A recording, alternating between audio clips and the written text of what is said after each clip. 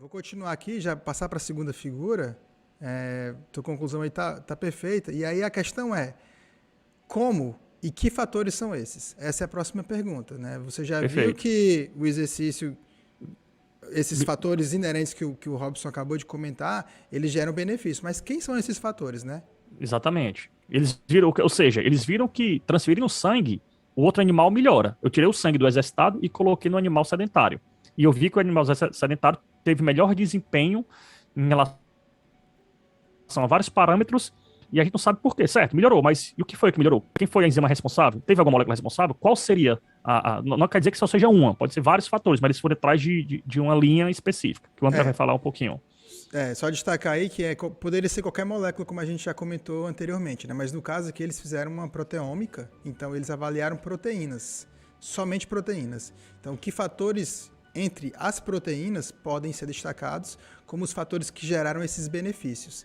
Eles fizeram uma análise bem interessante, né? Eles pegaram 2 bancos de dados, um de camundongos idosos e outro de camundongos adultos, né?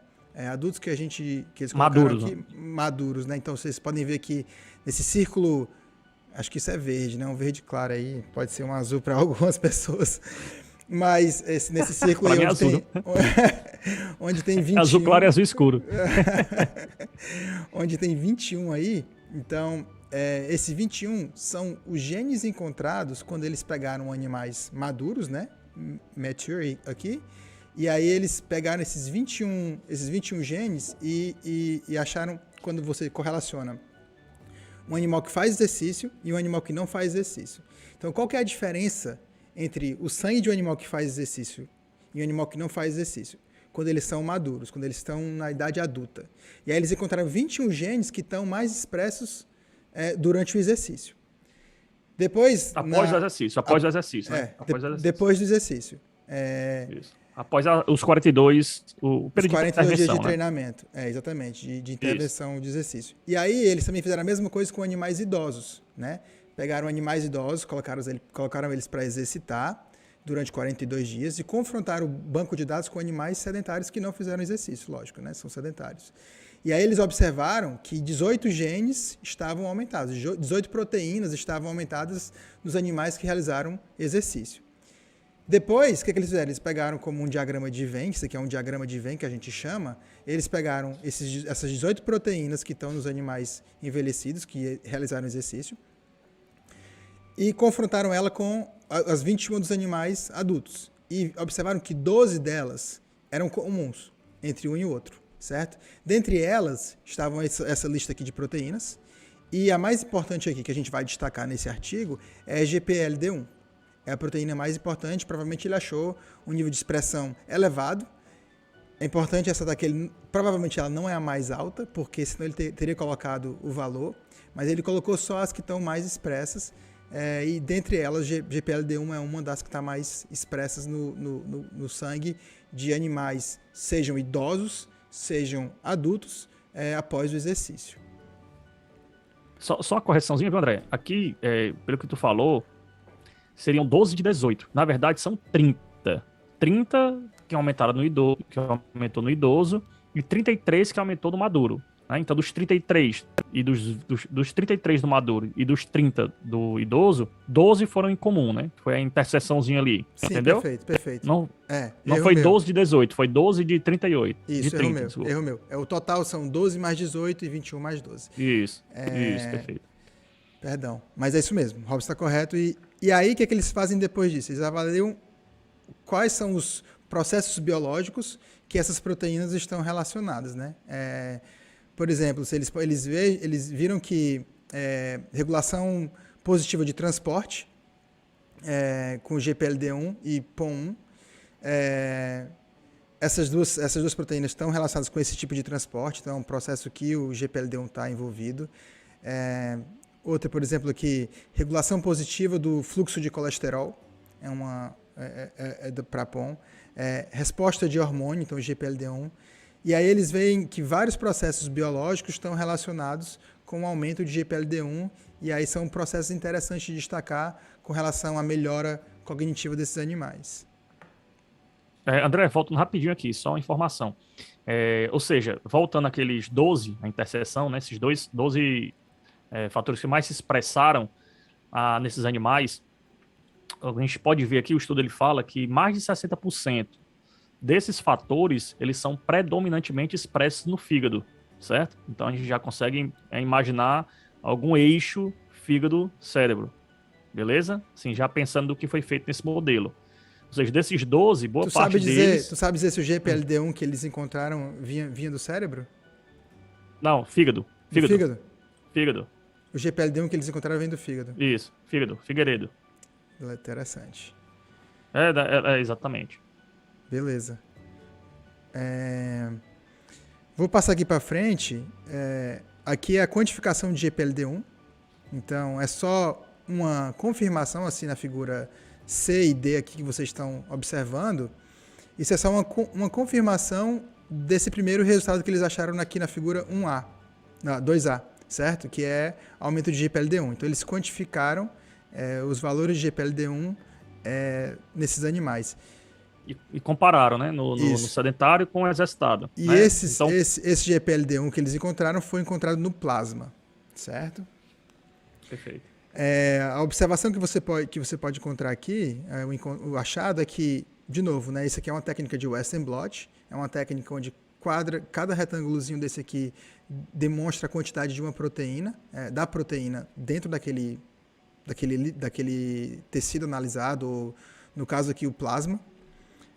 E observaram que havia diferença entre os animais que correram, ou seja, essas 4 últimas bandas aqui da figura C, com relação às 4 primeiras bandas aqui da figura C, que é a comparação entre animais que receberam sangue de animais que correram e animais que receberam sangue de animais que não correram. E aí eles observaram um aumento nos animais que receberam sangue de animais que correram. Isso para animais idosos. Isso, aumento de GPLD1 plasmático. Aumento de GPLD1 plasmático. E a Tanto mesma coisa... Tanto no idoso como no maduro. Exatamente. Nesses dois grupos de animais. Que a figura D mostra o maduro. E por último, eu vou passar aqui a figura E e F, porque é interessante, mas é a questão de comportamentos. Né? Então a gente já tem uma noção sobre esse resultado, só fizeram uma correlação. Mas o que é mais importante nessa figura é a figura G, né? Que é como o Robson comentou anteriormente, né? Os animais idosos, humanos idosos, perdão, também são animais, mas são idosos, são humanos. Então eles compararam humanos idosos sedentários e ativos, né? Que eles, como o Robson comentou lá no começo, que eles fizeram uma quantidade X de passos, deram uma quantidade X de passos por dia para alcançar esse limite que diferencia entre exercício e sedentário, entre ativo e sedentário.